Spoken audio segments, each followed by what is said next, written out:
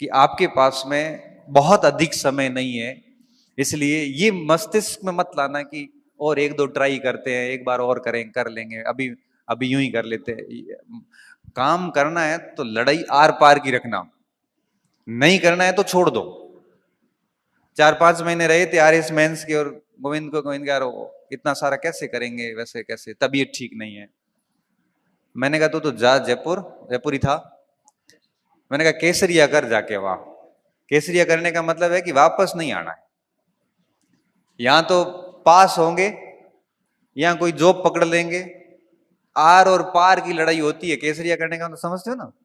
युद्ध में जब सेना के अंदर राजा केसरिया करता था तो उसके बाद लड़ाई भी उस हिसाब की होती थी, फिर घंटे काउंट नहीं होते थे, फिर बस तलवार चलती थी, कितनी लाशें गिरी ये नहीं देखा जाता था। तो मैं स्टूडेंट को कहता हूं जब इस कंपटीशन की लाइफ में आ गए हो तब ये आधी अधूरी पढ़ाई वाला ढोंग मत करना, फिर रखना केसरिया ही। अब कहानी को बहुत अच्छे से सुखद समापन करके ही घर जाएंगे, ऐसा नहीं है कि वहां सब फेल हो गया हूं। और इतना कंपटीशन है नहीं मार्केट में जितना आपको लग रहा है, क्योंकि पिछले 10 साल की विभिन्न भर्ती परीक्षाओं की आप कट ऑफ देखना, डाउन होती जा रही है।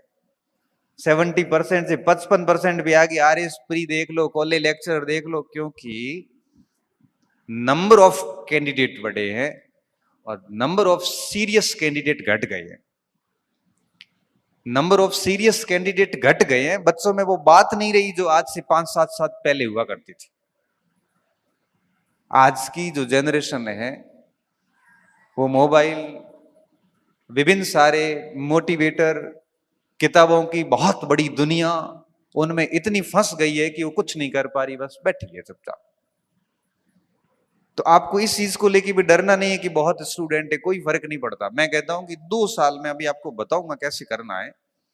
कोई स्टूडेंट 2 साल अगर अपने जीवन का 2 साल तरीके से दे देता है तो भैया पोस्ट भले 2 हो या 3 हो, अपना काम कर जाता है।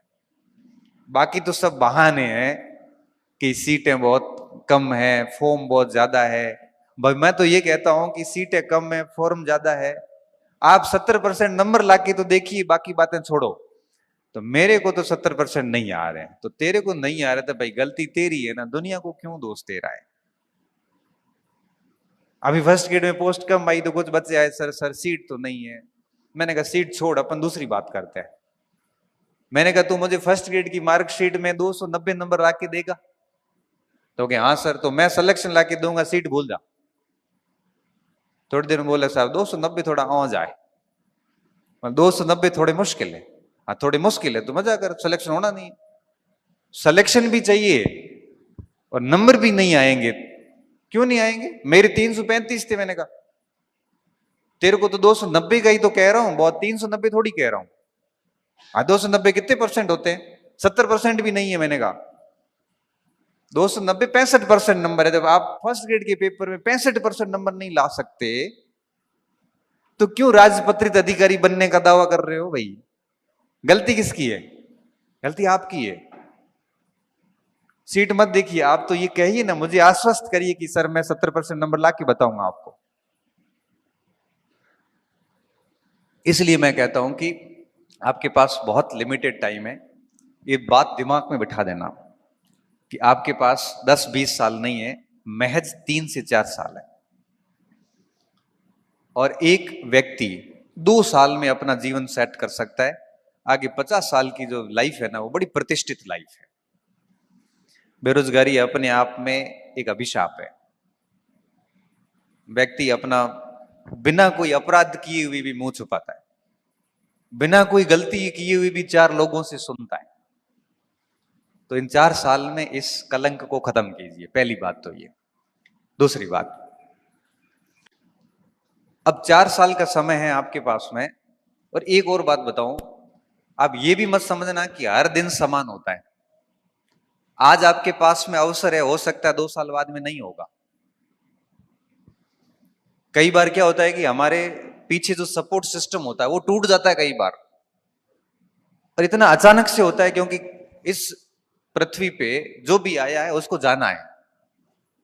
और कई बार ऐसा होता है कि हमें पीछे फंड देने वाला व्यक्ति चला जाता है, और ऐसी स्थिति आती है कि महानगर छोड़ के ढाणी में आना पड़ता है। तो अवसर मिला है तो इसको बहुत तरीके से भुनाना, इसके साथ में मजाक मत करना।